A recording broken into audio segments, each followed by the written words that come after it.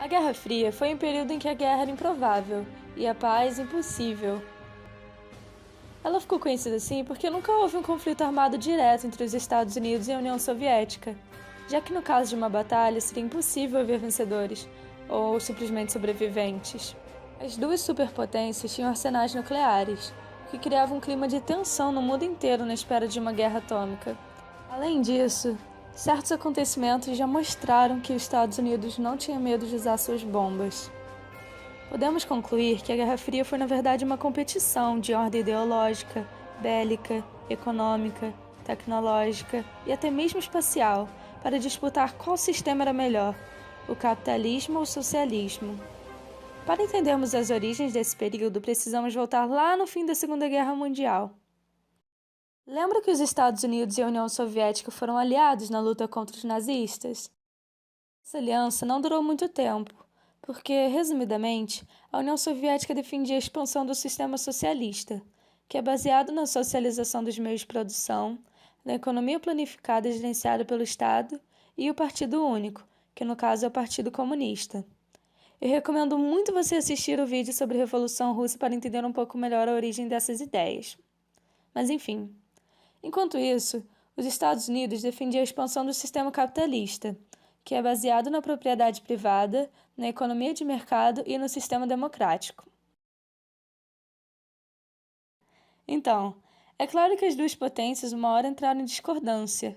Ao final da guerra, a solução foi dividir a Europa em zonas de influência, o Ocidente capitalista e o Oriente socialista, divisão que ficou conhecida como Cortina de Ferro. Esse período também pode ser chamado de Ordem Mundial Bipolar, porque o poder do mundo estava dividido entre essas duas superpotências.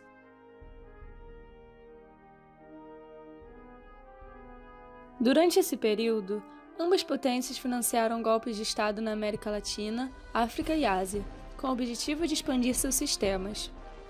Esses regimes, em geral, eram muito violentos e tinham em comum uma forte repressão aos opositores.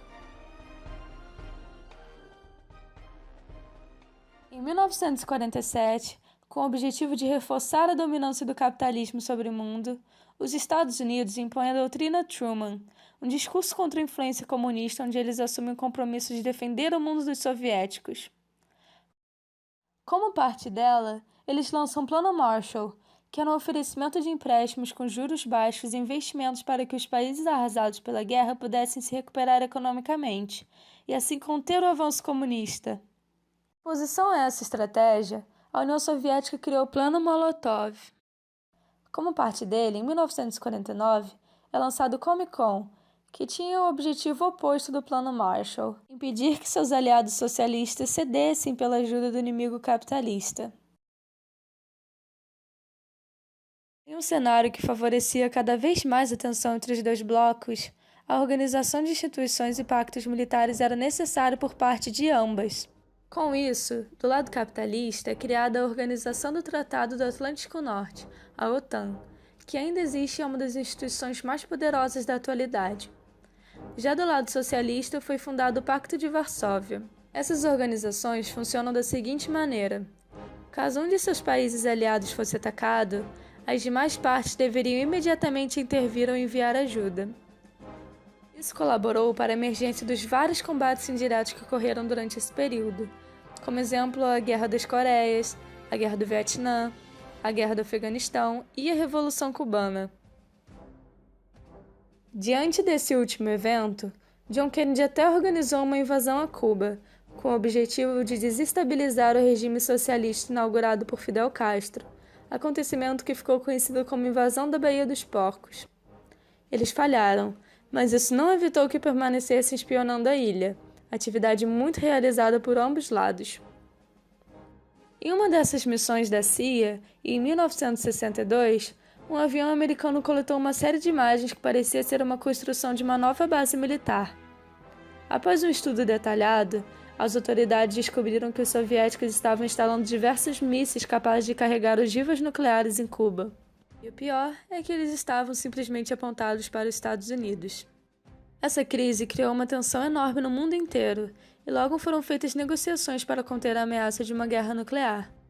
John Kennedy e Khrushchev, o primeiro-ministro da União Soviética, tiveram um diálogo intenso e, como resultado, assinaram acordos proibindo a proliferação de armas nucleares. Mas isso, infelizmente, não significou que eles ficaram em paz. A rivalidade chegou a um ponto que não bastava só o domínio do mundo e os campeonatos de xadrez. Sim, eles valorizavam muito a vitória nos campeonatos de xadrez e eventos esportivos.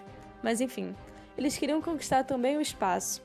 A União Soviética largou na frente ao colocar no espaço o primeiro satélite, a primeira doguinha e logo depois o primeiro homem em órbita.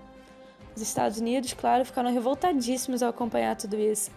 Logo, o nosso famoso Kennedy investiu bilhões em pesquisas na NASA. Assim, em 1969, Neil Armstrong pisa na Lua pela primeira vez, pela missão Apollo 11. Esse feito revolucionou a história da humanidade e meio que definiu o vencedor da corrida espacial. No meio de todas essas competições pelo poder universal, em 1961, a República Democrática da Alemanha, liderada pela União Soviética, ordenou a construção do Muro de Berlim. Essa atitude representava a forte posição soviética de se isolar e impedir o fluxo de cidadãos do lado oriental para o ocidental, que era muito comum. Todo mundo queria um gostinho do capitalismo. Esse foi o marco que dividiu por 30 anos não só ideologias políticas, mas sim famílias, amigos e uma nação. Esse fechamento da União Soviética a nações capitalistas acabou desenvolvendo nela um processo de atraso econômico pela falta do livre mercado. Os trabalhadores não se sentiam motivados a inovar ou melhorar o produto, já que, teoricamente, em um regime socialista não teriam nenhum lucro por isso, o que provocou um grande atraso industrial.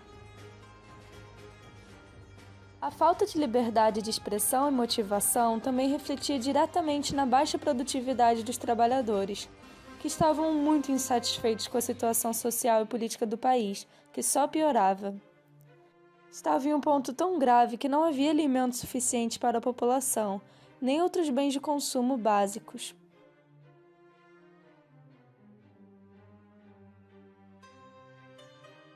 Mas, de onde surgiu toda essa crise na União Soviética? Um dos principais motivos foram o autoritarismo e a centralização do poder. Inicialmente, o plano da Revolução Russa era construir uma sociedade democrática, substituindo a autocracia do czar.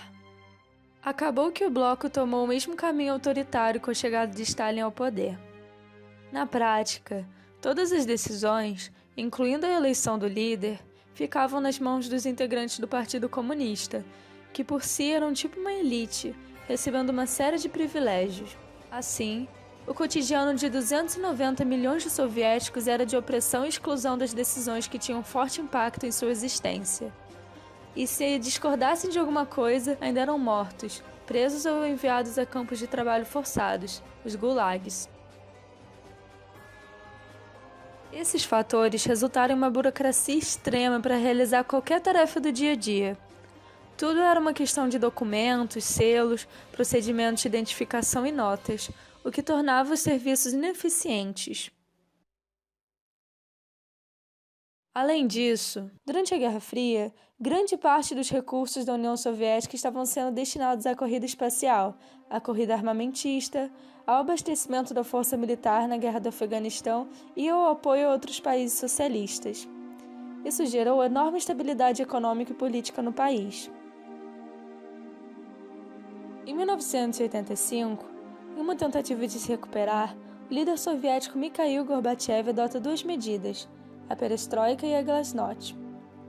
A perestroika buscava a reconstrução econômica e a glasnost propunha transparência política, o que mostrou uma tentativa de abrir o país ao mundo.